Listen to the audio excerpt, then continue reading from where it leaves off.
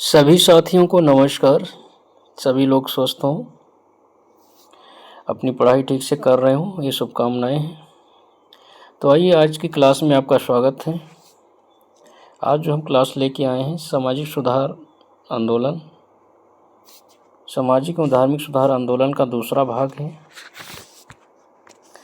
पहले भाग में हम लोगों ने 60 क्वेश्चन किए थे और उसके बाद जो है इसमें बचे हुए जो क्वेश्चंस हैं तो भाग 2 के रूप में हम लोग पढ़ेंगे। तो आइए देखते हैं पहला क्वेश्चन क्या है।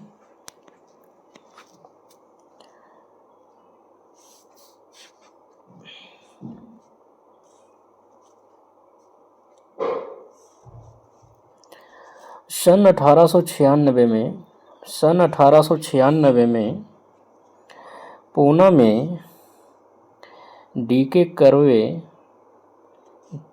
कर्वे ने हिंगला नामक स्थान पर एक विधवा आश्रम बनाते हैं और वहीं पे अनाथ बालिका आश्रम की स्थापना भी करते हैं। तो सन 1896 में पूना में डी के कर्वे ने हिंगला नामक स्थान पर विधवा आश्रम और अनाथ बालिका आश्रम की स्थापना करते हैं। अगला देखिए, सन 1907 में डी के कर्वे ने महिलाओं के लिए एक महिला विद्यालय स्थापित करते हैं। तो सन 1907 में डी के कर्वे ने महिलाओं के लिए एक महिला विद्यालय स्थापित करते हैं।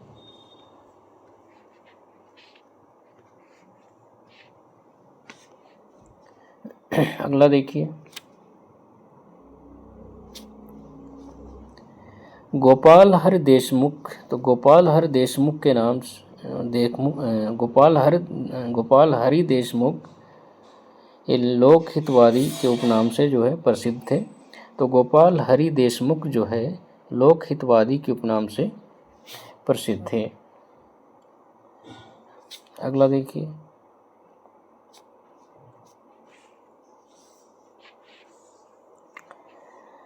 गोपाल हरि देशमुख।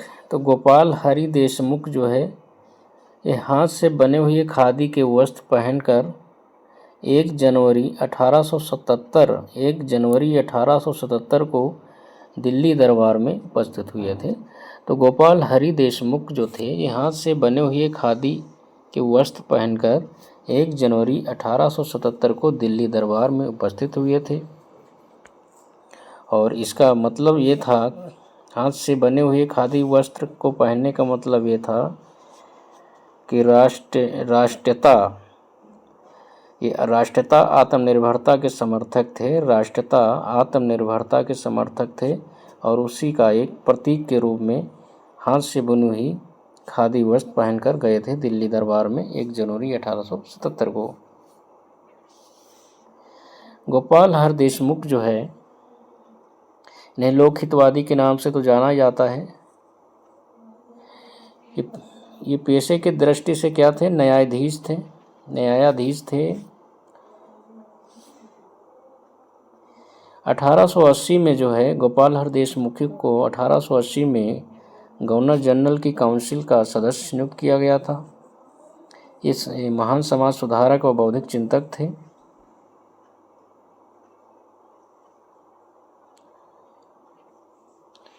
और इन्होंने स्त्री शिक्षा, स्त्री आंदोलन की भी बात की थी। और इसीलिए जो है जब 1 जनवरी 1877 में जब दिल्ली दरबार का आयोजन किया गया तो इस दरबार में जो गोपाल हरि देशमुख जो है हाथ से बुने हुए खादी वस्त्र पहनकर गए थे, जो उन्हें राष्ट्रीयता और आत्मनिर्भरता का एक प्रतीक के रूप में था। अगला देखिए, मानव के लिए एक धर्म, एक जाति था, एक परमेश्वर। तो मानव के लिए एक धर्म है, एक जाति है, एक परमेश्वर है। यह आह्वान किसने किया था? तो श्री नारायण गुरु ने कहा था। तो ये कथन जो है श्री नारायण गुरु का है कि मानव के लिए एक धर्म, एक जाति तथा एक परमेश्वर है। अगला देखिए, श्री नारायण गुरु ने 1903 ईस्वी में श्री नारायण धर्म परिपालन योगम की स्थापना की थी। तो श्री नारायण गुरु ने 1903 में श्री नारायण धर्म परिपालन योगम की स्थापना की थी। अगला देखिए, जात मीमांसा। तो जात मीमांसा के लेखक श्री नारायण गुरु हैं। तो जात मीमांसा के लेखक श्री नारायण गुरु हैं। अगला देखिए, जीव शिव है। जीव शिव है, इस सिद्धांत का प्रचलन रामकृष्ण परमहंस ने किया था। तो जीव शिव है, इस सिद्धांत का प्रचलन रामकृष्ण परमहंस ने किया था। अगला देखिए, बंगाल के प्रथम पीढ़ी के अंग्रेजी शिक्षा प्राप्त नवयुवकों पर विलियम डेरोजियो का प्रभाव सबसे अधिक पड़ा था।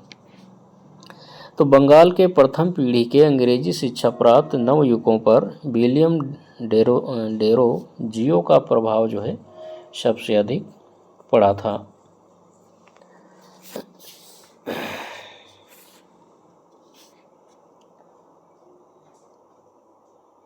अगला देखिए,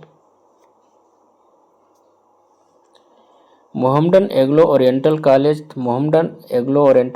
की स्थापना 1875 में हुई थी। तो मोहम्मडन एग्लो ओरिएंटल कॉलेज की स्थापना 1875 में हुई थी।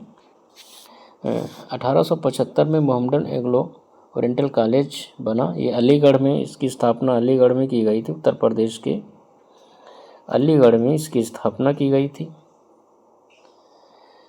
78 में 3 साल बाद ये जो है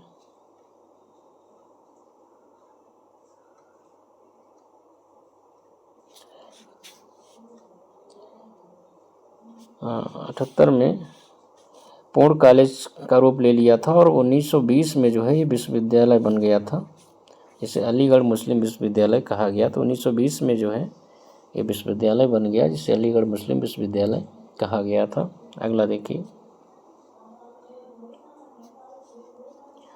सर सैयद अहमद खान ने कांग्रेस के विरोध में 1888 ईस्वी में यूनाइटेड इंडियन पैट्रियोटिक संगठन की स्थापना की थी।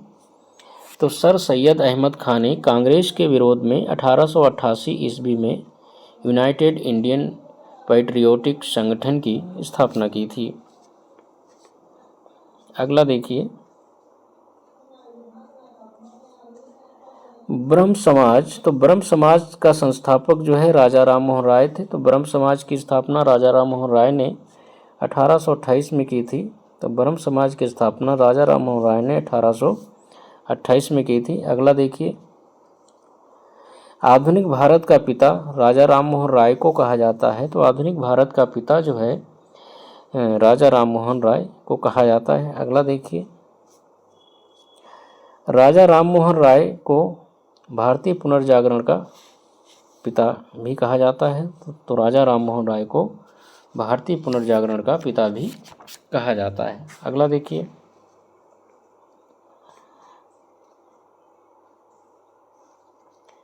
राजा राम मोहन राय की मृत्यु के बाद ब्रह्म समाज को देवेंद्रनाथ टैगोर ने पुनर्जीवित किया था। तो राजा राम मोहन राय की मृत्यु 1833 में इंग्लैंड के ब्रिस्टल में हो गई थी। इंग्लैंड के ब्रिस्टल में इनकी मृत्यु हो गई थी, वहीं जो है इनको दफना दिया गया था। तो 1833 में इनके मरने के बाद ब्रह्म समाज नेतृत्व विहीन हो गया था। तो उस समय जो इनके 2 शिष्य थे,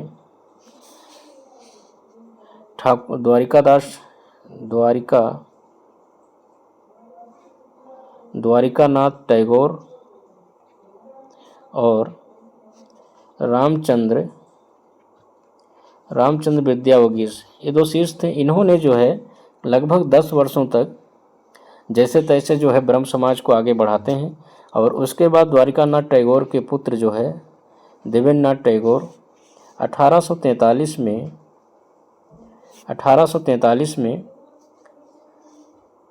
ब्रह्म समाज के सदस्य बनते हैं। अपने 20 साथियों के साथ जो है, अपने 20 सहयोगियों मित्रों के साथ जो है इसकी सदस्यता लेते हैं। और फिर उसके बाद जो है देवेंद्रनाथ टैगोर को जो है ब्रह्म समाज का नेतृत्व दे दिया जाता है और उसके सक्रिय नेतृत्व के रूप में कार्य करना शुरू कर देते हैं।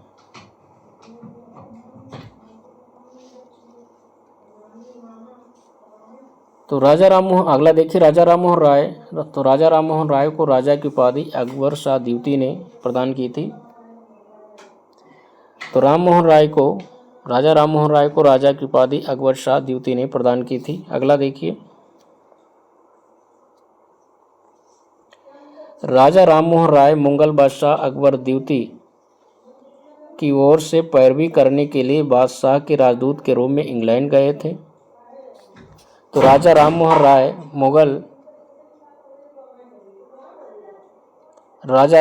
मुगल बादशाह अकबर द्वितीय की ओर से पैरवी करने के लिए बादशाह के राजदूत के रूप में इंग्लैंड गए थे।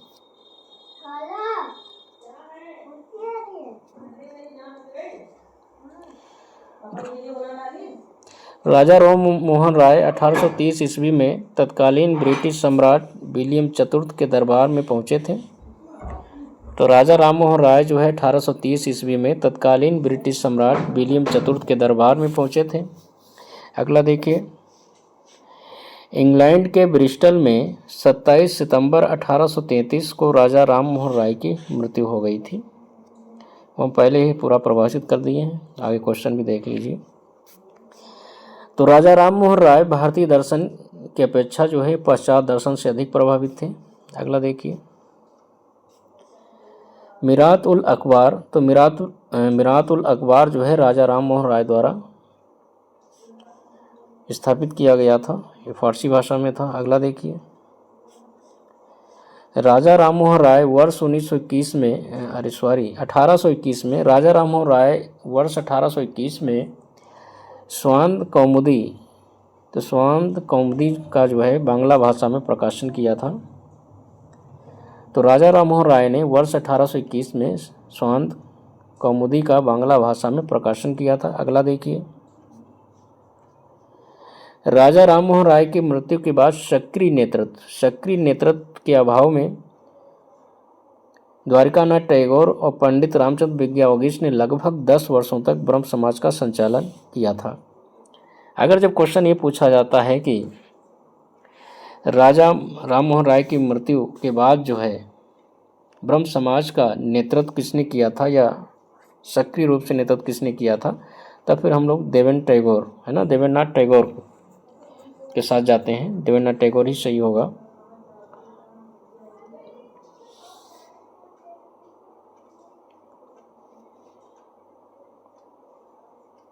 इस प्रकार से प्रश्न आता है कि राजा राम मोहन राय की मृत्यु के पश्चात ब्रह्म समाज को किसने अनुप्रमाणित किया था, तो देवेंद्रनाथ टैगोर थे। क्योंकि इनकी मृत्यु के बाद जो है 10 वर्ष तक नेतृत्व विहीन रहा, इसका कोई मुखिया नहीं बना। ठीक है, बस ऐसे ही चलता रहा।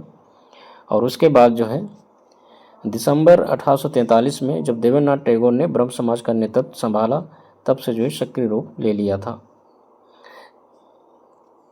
इसलिए देवेंद्रनाथ टैगोर को माना जाता है। अगला देखिए, लॉर्ड डलहौजी ने 1855 एक्ट के द्वारा विधवा पुनर्विवाह को वैध घोषित किया था।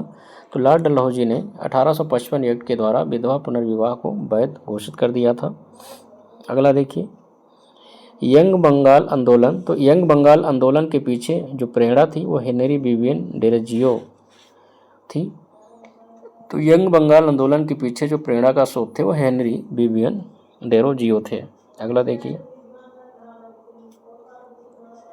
एकेडमिक एसोसिएशन की स्थापना हेनरी विवियन डेरोजियो ने की थी। तो एकेडमिक एसोसिएशन की स्थापना हेनरी विवियन डेरोजियो ने की थी। अगला देखिए, एकेडमिक एसोसिएशन के सचिव उमाचरण बसु थे। एकेडमिक एसोसिएशन के सचिव उमाचरण बसु थे। अगला देखिए, दयानंद सरस्वती ने गोरक्षणी सभा बनाई थी। तो दयानंद सरस्वती ने गोरक्षणी सभा बनाई थी। अगला देखिए,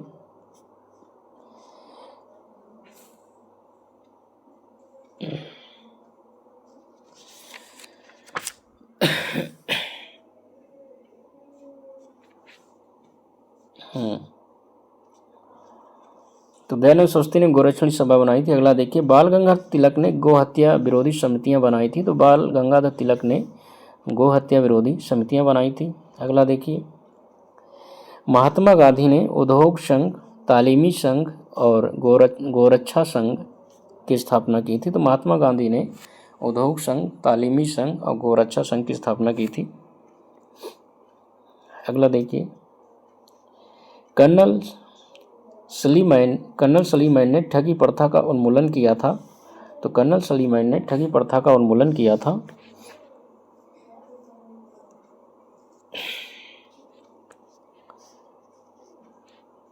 तो उस समय जो है ठगी प्रथा का जब उन्मूलन हुआ था तो ये उस समय गवर्नर जो है लॉर्ड विलियम बेंटिंक थे, है ना। अगला देखिए, तो विलियम बेंटिंक के निर्देश में जो है कैप्टन सलीमैन ने ठगी प्रथा का उन्मूलन किया था और इन्होंने ठगों के विरुद्ध कार्रवाई की थी। लगभग 1500 ठगों को बंदी बनाया था। लगभग 1500 ठगों को इन्होंने बंदी बनाया था।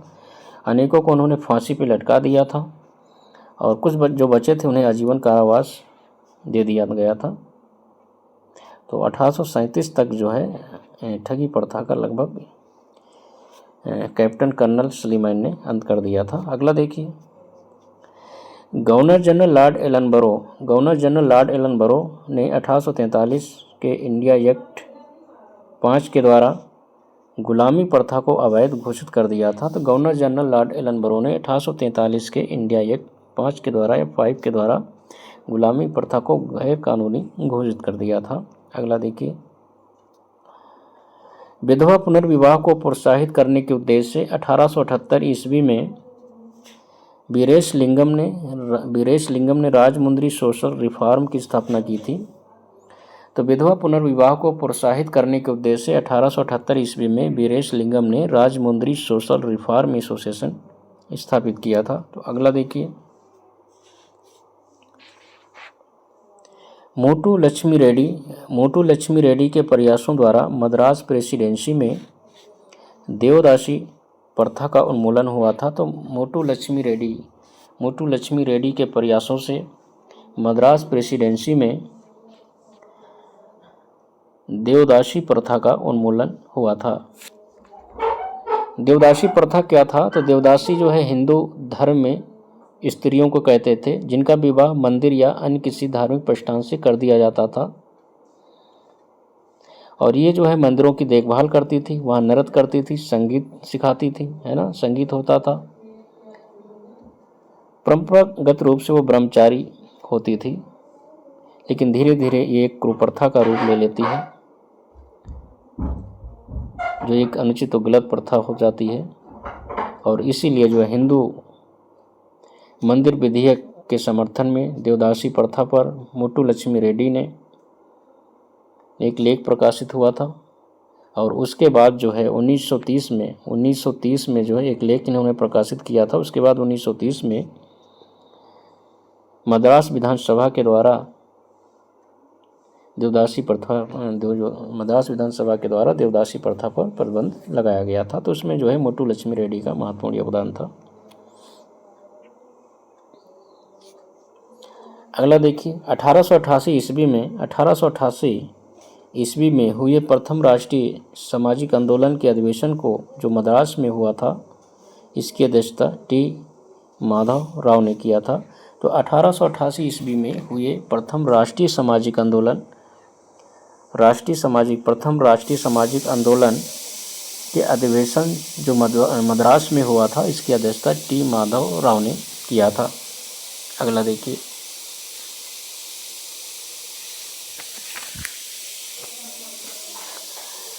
लाला हंसराज ने सर्वप्रथम 1886 ईस्वी में लाहौर में दयानंद एग्लो वैदिक कॉलेज, जिसे डीएवी कहते हैं, दयानंद एग्लो वैदिक कॉलेज की स्थापना की थी। तो लाला हंसराज ने सर्वप्रथम 1886 ईस्वी में लाहौर में दयानंद एग्लो वैदिक कॉलेज डीएवी की स्थापना की थी। अगला देखिए, स्वामी श्रद्धानंद मुंशीराम, जिन्हें स्वामी श्रद्धानंद मुंशीराम ने 1902 ईस्वी में हरिद्वार के निकट कांगड़ी में गुरुकुल विश्वविद्यालय की नींव रखी थी। तो स्वामी श्रद्धानंद मुंशीराम ने 1902 में हरिद्वार के निकट कांगड़ी में गुरुकुल विश्वविद्यालय की नींव रखी थी। अगला देखिए, अरविंद घोष ने कहा था कि राजनीतिक स्वतंत्रता राष्ट्र की प्राणवायु है। अरविंद घोष ने कहा था कि जो राजनीतिक स्वतंत्रता है वो राष्ट्र की प्राणवायु है।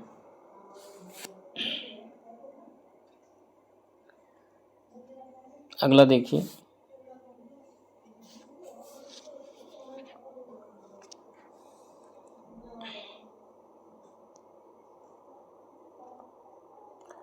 उन्नीस सौ छः में मुंबई में विट्ठल रामजी शिंदे, तो 1906 में मुंबई में विट्ठल रामजी शिंदे, जिन्हें बी आर शिंदे कहते हैं, तो 1906 में मुंबई में विट्ठल रामजी शिंदे ने डिस्प्रेस्ड क्लास मिशन सोसाइटी की स्थापना की थी। तो 1906 में मुंबई में विट्ठल रामजी शिंदे ने डिस्प्रेस्ड क्लास मिशन सोसाइटी की स्थापना की थी। अगला देखिए, खान अब्दुल गफ्फार खान, तो खान अब्दुल गफ्फार खान ने खुदाई खिदमतगार की स्थापना की थी 1929 में। तो खुदाई खिदमतगार की स्थापना 1929 में अब्दुल गफ्फार खान ने की थी। अगला देखिए, थियोसॉफिकल सोसाइटी की स्थापना न्यूयॉर्क में हुई थी। तो थियोसॉफिकल सोसाइटी की स्थापना जो है न्यूयॉर्क में हुई थी। ये न्यूयॉर्क में जो है 1875 में इसकी स्थापना होती है ना। अगला देखिए, थियोसॉफिकल सोसाइटी का मुख्यालय अडियार में स्थित था। तो थियोसॉफिकल सोसाइटी का मुख्यालय जो है अडियार में स्थित था। अडियार कहाँ है? ये मद्रास है ना, मद्रास के अडियार में स्थित था। अगला देखिए, भारत में थियोसॉफिकल सोसाइटी की सफलता तथा लोकप्रियता मुख्य रूप से श्रीमती एनी बेसेंट के कारण प्राप्त हुई थी। तो भारत में थियोसॉफिकल सोसाइटी की सफलता और लोकप्रियता जो है मुख्य रूप से एनी बेसेंट के कारण जो है से मिली थी। अगला देखिए, 1861 ईस्वी में आगरा में राधा स्वामी सत्संग की स्थापना तुलसीराम, या इन्हें शिवदयाल सिंह भी कहते हैं, तुलसीराम को ही शिवदयाल सिंह कहते हैं। तो 1861 में आगरा में राधा स्वामी सत्संग की स्थापना तुलसीराम अथवा स्वामी शिवदयाल सिंह ने की थी। अगला देखिए, ब्रिटिश संसद के लिए चुना जाने वाला पहला भारतीय दादा भाई नौरोजी था। तो ब्रिटिश संसद के लिए चुना जाने वाला पहला भारतीय दादा भाई नौरोजी थे।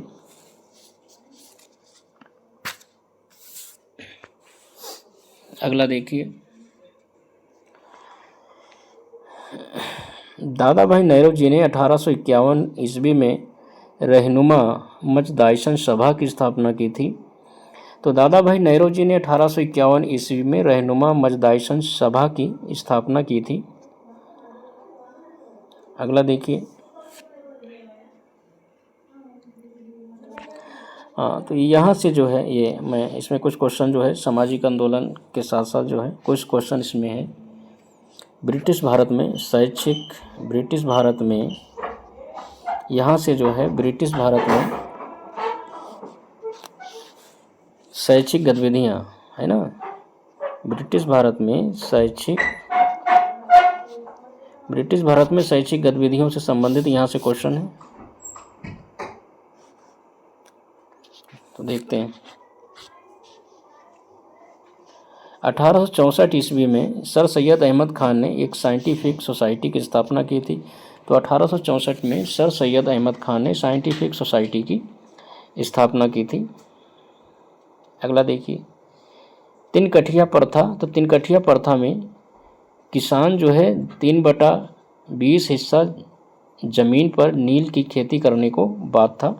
तो तिनकठिया प्रथा में किसान जो है 3/20 हिस्सा जमीन पर नील की खेती करने के लिए बात था। और यह तिनकठिया प्रथा जो है ये बिहार के चंपारण में लागू थी, जहाँ जो है अंग्रेज़ जो है बिहार के चंपारण से यहाँ के किसानों से अंग्रेज़ जो है एक अनुबंध कर लेते थे और उस अनुबंध के द्वारा ये था कि वो किसान जो है अपने खेतों में 3/20 है ना, 3/20 भाग पर नील की खेती करेंगे, मतलब करना खेती 3/20 भाग पर नील की खेती करना जो है उन्हें अनिवार्य किया गया था, और इसी को जो है 3 कठिया पद्धति कहते थे। किसान चाहते थे कि हम नील की खेती नहीं करेंगे भाई, कोई और फसल बो लेंगे, लेकिन नहीं, उस अनुबंध के द्वारा इन्हें खेती करना ही था, और फिर वो फसल जो है ये अंग्रेज़ों को देते थे। उसके लिए इनको पहले से कुछ पैसे वैसे मिल जाते थे, लेकिन इसमें किसानों का कोई फ़ायदा नहीं होता था, नहीं शोषण ही होता था, और अपनी मनमानी फसल भी जो है किसान नहीं बो पाते थे। तो इसलिए जो 3 कठिया प्रथा का विरोध किया गया था, और 1917 में जो है गांधी के सत्याग्रह के पश्चात जो है इसको समाप्त किया गया था। अगला देखिए 1813 के चार्टर एक्ट में भारत में शिक्षा क्षेत्र में अंग्रेज़ों की नीति में मौलिक परिवर्तन आया था। तो 1813 के चार्टर एक्ट में भारत में जो शिक्षा के क्षेत्र में अंग्रेज़ों की नीति में मौलिक परिवर्तन आया था, क्योंकि यहाँ पे क्या हुआ कि 1 लाख रुपये शिक्षा के लिए दान दिया था अंग्रेज़ों ने। अगला देखिए सर चार्ल्स वुड का शिक्षा पर डिस्पैच जो है 1854 में आया था। सर चार्ल्स वुड का शिक्षा पर डिस्पैच 1854 में आया था। इसे शिक्षा का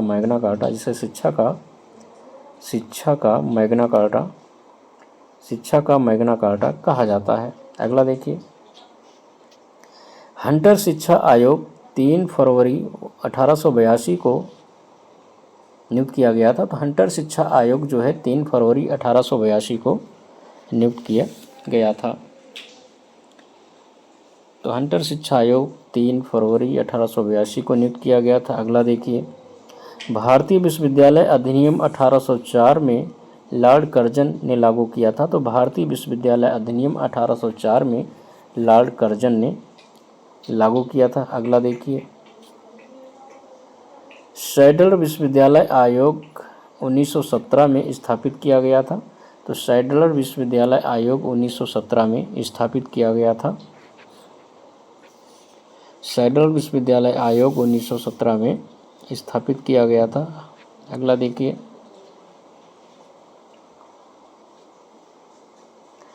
1784 में कोलकाता में एशियाटिक सोसाइटी ऑफ बंगाल की स्थापना सर विलियम जोन्स ने की थी। तो 1784 में कोलकाता में एशियाटिक सोसाइटी ऑफ बंगाल की स्थापना सर विलियम जोन्स ने की थी। अगला देखिए चार्ल्स विल्किंस ने सर्वप्रथम भगवद गीता का अंग्रेजी में अनुवाद किया था। तो चार्ल्स विल्किंस ने जो है सर्वप्रथम भगवद गीता का अंग्रेजी में अनुवाद किया था। अगला देखिए जोनाथन डंकन ने 1791 में संस्कृत कॉलेज की स्थापना वाराणसी में की थी। तो जोनाथन डंकन ने 1791 में संस्कृत कॉलेज की स्थापना वाराणसी में की थी। अगला देखिए भारत में अंग्रेजी शिक्षा का प्रारंभ सर्वप्रथम लॉर्ड मैकाले ने किया था। तो भारत में अंग्रेजी शिक्षा का प्रारंभ जो है सर्वप्रथम लॉर्ड मैकाले ने किया था। अगला देखिए सर विलियम जोन्स ने 1789 में कालिदास रचित अभिज्ञान शकुंतलम का अंग्रेजी में अनुवाद किया था। तो सर विलियम जोन्स ने 1789 में कालिदास द्वारा रचित अभिज्ञान शकुंतलम का अंग्रेजी में अनुवाद किया था। अगला देखिए भारत में शिक्षा प्रणाली में अंग्रेजी माध्यम जो है 1835 में लागू किया गया था। तो भारत में शिक्षा प्रणाली में अंग्रेजी माध्यम जो है 1835 में लागू किया गया था।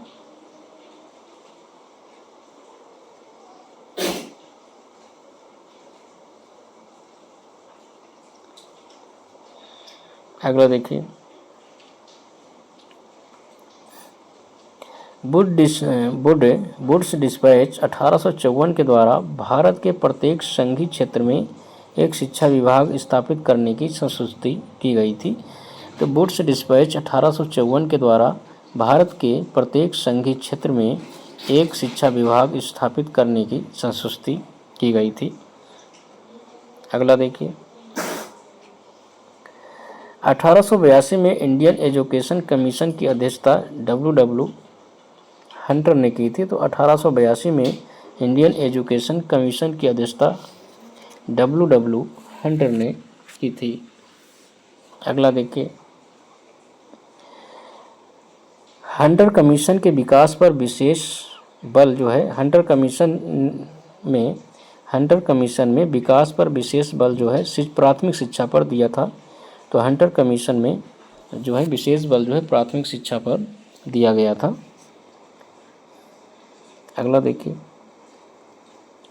हिंदू कॉलेज कोलकाता ने भारत में सर्वप्रथम अंग्रेजी शिक्षा का प्रसार किया था। तो हिंदू कॉलेज कोलकाता ने भारत में सर्वप्रथम अंग्रेजी शिक्षा का प्रसार किया था। तो हिंदू कॉलेज कोलकाता ने भारत में सर्वप्रथम अंग्रेजी शिक्षा का प्रसार किया था। अगला देखिए, इलाहाबाद विश्वविद्यालय की स्थापना 1887 में हुई थी। तो इलाहाबाद विश्वविद्यालय की स्थापना 1887 में हुई थी। अगला देखिए, मुंबई में प्रथम महिला विश्वविद्यालय की स्थापना डी.के. कर्वे के प्रयासों से हुई थी 1916 में। तो मुंबई में प्रथम महिला विश्वविद्यालय की स्थापना डी.के. कर्वे के प्रयासों से 1916 में की गई थी। अगला देखिए, भारत के शिक्षित हिंदू मध्यम वर्ग ने पश्चिमी संस्कृति को प्रारंभ में अपनाया था। तो भारत के शिक्षित हिंदू मध्यम वर्ग ने पश्चिमी संस्कृति को प्रारंभ में अपना लिया था। अगला देखिए, सूर्य अस्त कानून। तो सूर्य अस्त कानून जो है स्थायी बंदोबस्त के अनुसार अगर लगान एक निश्चित दिन या सूर्यास्त तक जमा नहीं हुआ तो जमींदारी की नीलामी की जा सकती थी। तो सूर्यास्त कानून के द्वारा ये जो स्थायी बंदोबस्त लागू किया गया था। तो स्थायी बंदोबस्त के अनुसार सूर्यास्त कानून के द्वारा अगर लगान एक निश्चित दिन सूर्यास्त तक जमा नहीं होता था तो जिम्मेदारियों की नीलामी को जो है कैंसिल किया जा सकता था, निरस्त किया जा सकता था। तो ये कुछ यहाँ से क्वेश्चन 68 से जो है कुछ क्वेश्चन हमने जो है ब्रिटिश भारत में आर्थिक गतिविधियाँ। तो ब्रिटिश भारत में आर्थिक गतिविधियों चैप्टर से कुछ क्वेश्चनों को हमने यहाँ से शामिल कर लिया है सूर्यास्त कानून से। तो इनको भी देख लीजिए। सूर्यास्त कानून जो है इसको समझ लीजिए। लॉर्ड कॉर्नवालिस ने जो है 1794 में सूर्यास्त कानून बनाया था, क्योंकि इन्होंने जो है 1793 में स्थायी बंदोबस्त व्यवस्था को लागू किया। और स्थायी बंदोबस्त व्यवस्था में इन्होंने जमींदारों को भूमि का स्वामी माना। भूमि का स्वामी किसे माना? जमींदारों को माना। तो स्थायी बंदोबस्त 1793 में लॉर्ड कॉर्नवालिस ने लागू किया और इस स्थायी बंदोबस्त में जमींदारों को भूमि का स्वामी माना। और उसके बाद एक साल बाद इन्होंने 1794 में ये जो है सूर्यास्त कानून लाते हैं। और सूर्यास्त कानून के द्वारा जो है ये था कि सूर्य डूबने से पहले, एक निश्चित दिन पर सूर्य डूबने से पहले जो है जो लगान जो क्षेत्र जमींदार को दिया गया है तो उस क्षेत्र की लगान जो है सूर्यास्त से पहले जो है जमा हो जानी चाहिए। अगर सूर्य डूबने से पहले जो है वो लगान वहाँ नहीं जमा होती थी तो जमींदार की नीलामी की जा सकती थी। मतलब उसकी जमींदारी उस एरिया जो जमींदार जिस एरिया का था उसकी जमींदारी उस क्षेत्र को जो है दोबारा नीलाम करके किसी और को दिया जा सकता था। इसमें कर की व्यवस्था क्या थी? तो भू राजस्व की वसूली का जो जमींदार भू राजस्व वसूल करेगा अपने अधिकार क्षेत्र से उसमें 1/11 भाग जो है वो अपने पास रखेगा खर्चे के लिए, जो भी खर्चा आता है। अब शेष जो है 10/11 भाग जो है उसे कंपनी के पास जमा करना होता था। अगला देखिए 69 नंबर का, फिलिप फ्रांसिस था स्थायी बंदोबस्त के जनक के रूप में जाने जाते हैं। तो फिलिप फ्रांसिस को स्थायी बंदोबस्त के जनक के रूप में जाना जाता है। अगला देखिए,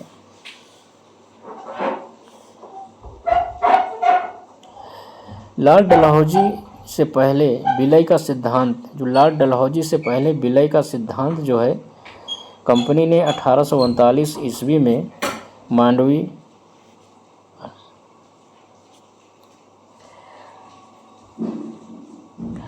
तो डलहौजी से पहले जो विलय का सिद्धांत था कंपनी ने कुछ क्षेत्रों पर इसे लागू किया था। डलहौजी से पहले जो विलय का सिद्धांत था कंपनी ने अपने कुछ क्षेत्रों पर लागू किया था, जिसमें कंपनी ने 1839 में मांडवी क्षेत्र और 1840 में कोलाबा और जालौर का क्षेत्र, 1842 में सूरत में कब्जा किया था। तो 1839 में मांडवी, 1840 में कोलाबा और जालौर, 1842 में सूरत के क्षेत्रों पर कंपनी ने विलय के सिद्धांत को लागू किया था और इस सिद्धांत के द्वारा कंपनी ने इन क्षेत्रों पे जो है अपना अधिकार स्थापित किया था। और उसके बाद लॉर्ड डलहौजी ने व्यक्तिगत सिद्धांत को विस्तृत रूप से लागू किया था।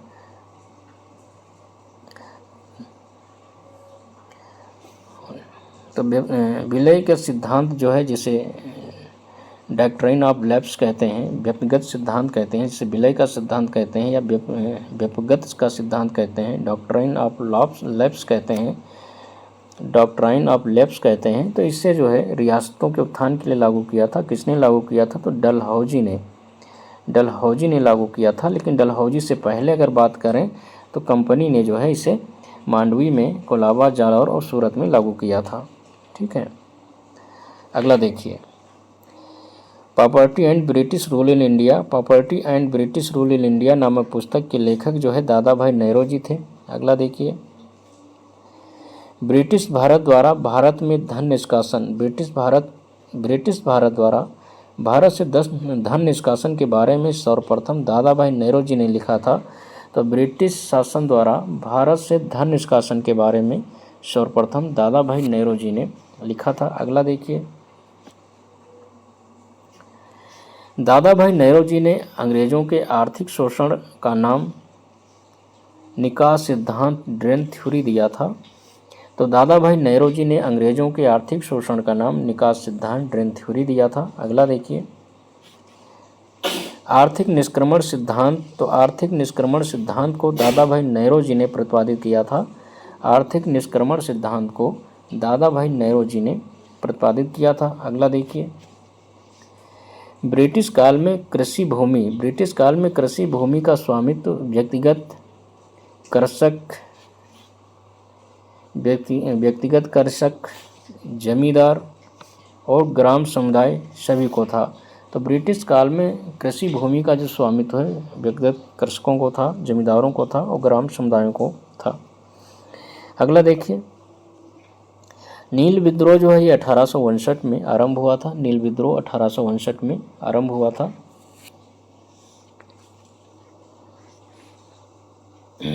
अगला देखिए, 1793 में, ये 77 नंबर का देखिए, नील दर्पण नामक नाटक की रचना जो है दीनबंधु मित्र ने की थी। तो नील दर्पण नामक नाटक की रचना दीनबंधु मित्र ने की थी। अब देखिए 78 नंबर, 1793 ईस्वी में बंगाल में स्थायी बंदोबस्त लागू करने वाले का नाम लॉर्ड कॉर्नवालिस था। अगला देखिए, लॉर्ड कॉर्नवालिस ने भारत में स्थायी भूराजस्व व्यवस्था को स्थापित किया था। अगला देखिए, बंगाल तथा बिहार में स्थायी बंदोबस्त लागू करने का श्रेय लॉर्ड कॉर्नवालिस को दिया जाता है। अगला देखिए, ब्रिटिश सरकार द्वारा रैयतवाड़ी व्यवस्था का प्रचलन जो है प्रारंभिक तौर पर मद्रास और मुंबई में किया गया था। तो ब्रिटिश सरकार द्वारा रैयतवाड़ी व्यवस्था का प्रचलन प्रारंभिक तौर पर मद्रास और मुंबई में किया गया था। अगला देखिए, सूर्यास्त कानून जो है ब्रिटिश सरकार की स्थायी बंदोबस्त भूराजस्व व्यवस्था से संबंधित था। तो सूर्यास्त कानून जो है ब्रिटिश सरकार की स्थायी बंदोबस्त भूराजस्व व्यवस्था से संबंधित था। अगला देखिए 83 नंबर का, बंगाल में स्थायी बंदोबस्त से अंग्रेजों का समर्थन करने वाले कुलीन तंत्र का निर्माण हुआ था। तो बंगाल में स्थायी बंदोबस्त से अंग्रेजों का समर्थन करने वाले कुलीन तंत्र का निर्माण हुआ था। अगला देखिए, हथकरघा उन्नयन के क्षेत्र में ऑल इंडिया स्पिनर एसोसिएशन की स्थापना हुई थी। तो हथकरघा के विकास के लिए ऑल इंडिया स्पिनर्स एसोसिएशन की स्थापना जो है महात्मा गांधी ने की थी। हथकरघा उद्योग के क्षेत्र में या हथकरघा के विकास के लिए ऑल इंडिया स्पिनर एसोसिएशन की स्थापना जो है महात्मा गांधी ने की थी। अगला देखिए, बंगाल में पंचवर्षीय बंदोबस्त वारेन हेस्टिंग्स ने तो बंगाल में पंचवर्षीय बंदोबस्त वारेन हेस्टिंग्स ने लागू किया था। अगला देखिए, भारत में सर्वप्रथम हड़ताल जो है बम्बई की टेक्सटाइल मिल्स में 1784 ईस्वी में हुई थी। तो भारत में सर्वप्रथम हड़ताल जो है बम्बई की टेक्सटाइल मिल में 1784 में हुई थी। अगला देखिए, 1881 का प्रथम फैक्ट्री अधिनियम मुख्यतः जो है बाल मजदूर से संबंधित था। तो 1881 का प्रथम फैक्ट्री अधिनियम मुख्यतः बाल मजदूर से संबंधित था। अगला देखिए, सन 1918 में भारतीय उद्योग आयोग की अलग से मदन मोहन मालवीय ने रिपोर्ट प्रस्तुत की थी। तो सन 1918 में भारतीय उद्योग आयोग की अलग से मदन मोहन मालवीय ने रिपोर्ट प्रस्तुत की थी। अगला देखिए, व्हाइटली कमीशन। तो व्हाइटली कमीशन का संबंध जो है श्रम से था। तो व्हाइटली कमीशन का संबंध श्रम से था। अगला देखिए, तालुकदारी व्यवस्था का संबंध अवध से था। तो तालुकदारी व्यवस्था का संबंध जो है अवध से था। अगला देखिए, भारत में 1912 में इस्पात का उत्पादन शुरू हुआ था। तो भारत में 1912 में इस्पात का उत्पादन जो है शुरू हुआ था। अगला देखिए, जीएन टाटा ने 1907 में बिहार के जमशेदपुर में टिस्को की स्थापना की थी। तो जीएन टाटा ने 1907 में बिहार के जमशेदपुर में टिस्को की स्थापना की थी। तो इस प्रकार से हम लोगों ने 92 प्रश्नों को कर लिया है। काफ़ी महत्वपूर्ण प्रश्न है, जिसमें सामाजिक और धार्मिक सुधार आंदोलन से संबंधित है, ब्रिटिश काल में शैक्षिक विकास से संबंधित है, और ब्रिटिश काल में आर्थिक गतिविधियों से संबंधित क्वेश्चन जो है इसमें शामिल किया गया है।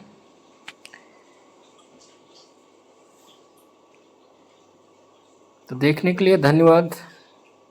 आप हमारे साथ इसी प्रकार से बने रहें, और आपको सबसे पहले जो है मेरी वीडियो का नोटिफिकेशन आप तक पहुँचे, और इसलिए जो है आप मेरे वीडियो को सब्सक्राइब कर लें, लाइक करें, दोस्तों में लाइक करें।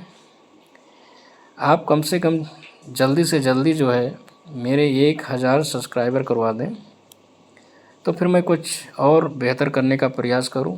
वैसे भी आपकी सारी जो मैं कंटेंट ला रहा हूं सारे अच्छे क्वेश्चन हैं, एग्ज़ाम में पूछे गए क्वेश्चन हैं, लेकिन इसके अलावा मैं कुछ और बहुत बेहतर करना चाहता हूं। तो कम से कम इसके लिए आप 1000, और कुछ मुझे नहीं चाहिए, बस 1000 जो है मेरे सब्सक्राइबर करवा दें आप लोग। तो 1000 सब्सक्राइबर आप जल्दी से जल्दी करवा दें।